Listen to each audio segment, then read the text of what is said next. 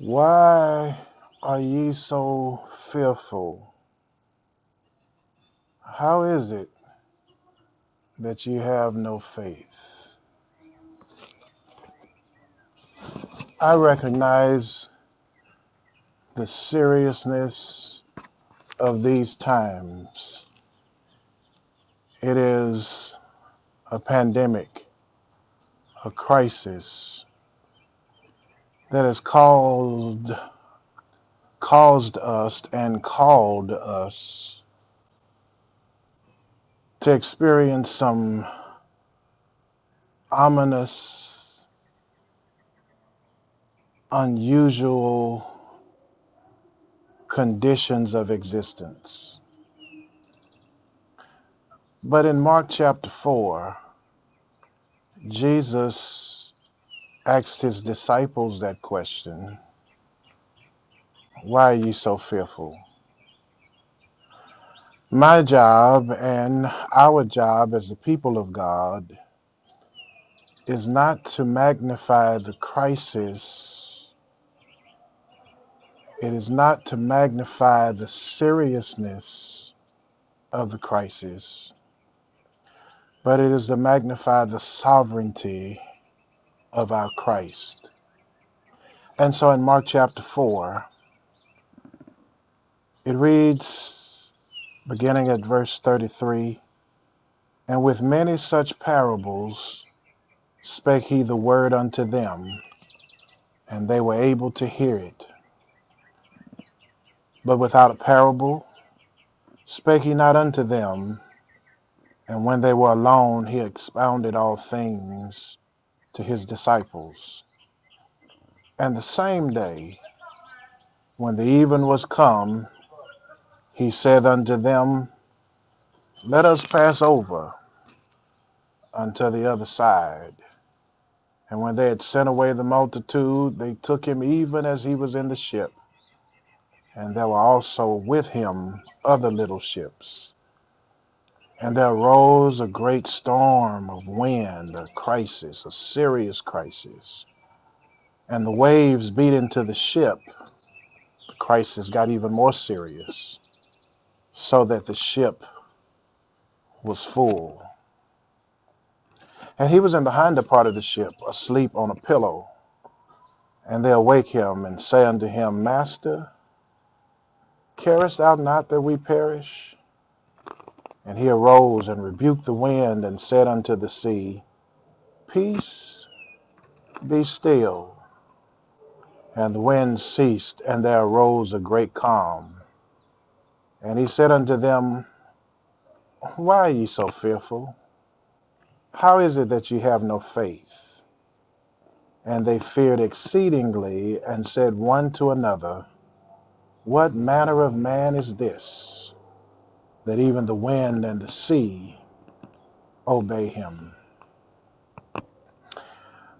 The life of the Christ in the work of the disciple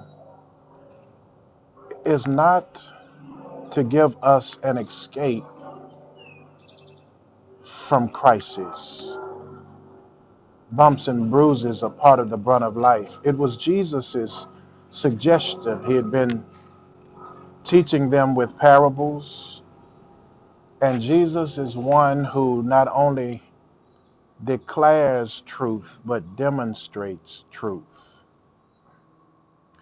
Unlike all of us who remain, he never preached over his head. He was able to practice what he proclaimed. The rest of us preach, if we preach the truth. We preach, there are these occasions where we preach under conviction, but not so with him. He always mastered what he preached, for his declaration was of himself. In fact, one person puts it this way, when Jesus preached, he only gave his own autobiography. And so he says to them, after giving them parables, let us pass over. The language of the Lord is critical. Let us. For we do not travel through our storms alone. There is no social distancing from God. The psalmist says, "Whither shall I flee from thy spirit? Where shall I go from your presence? Wherever I go, you are there. If I make my bed in hell, thou art there. If I take the wings of the morning, even there, your hand shall hold me." The truth of the matter is, if we take the wings of the morning, it is the very presence of God that gives flight to our pilgrimage. He's ever there. So then, he says, let us, my job, the church of God, the people of God, is to remind each other that the Lord is with us. He has not stood on the bank and sent us ahead. He's in the ship with us. Now, he may not be readily visible, for in the text, he's in the hinder part of the ship, not easily noticeable, but he's there. The story of the gospel is that Jesus does not have to be seen to be present. He can be absent from sight and still present for the situation. He's there. He is there. So while he's in the hinder part of the ship, he did say, let us. He's with us. But not only let us pass over, which means he not only identifies those who would travel, but he clearly states the destination. We're going to pass over to the other side. So these disciples, in their own impetuous way, concluded, we can handle this. We're trained fishermen. We have seen some horrible storms before. Jesus can go to sleep. We got this.